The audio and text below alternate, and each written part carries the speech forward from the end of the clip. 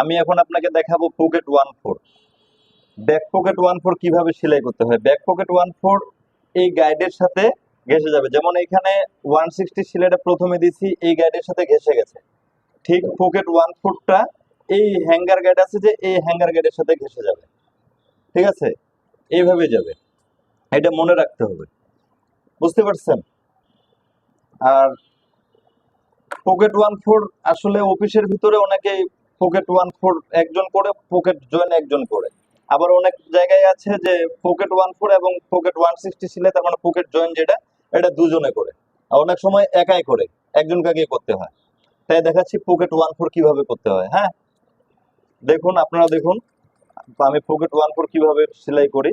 ভিডিওটি ভালো লাগলে লাইক কমেন্ট শেয়ার দিয়ে পাশে থাকবেন। আর আপনারা আসুন যমুনা গার্মেন্টস ট্রেনিং সেন্টারে কাজ শিখুন, অপারেটর হন, বেকারত্ব দূর করুন। সুতো হয়ে গেছে। ঠিক আছে, এই হলো পকেট 1/4।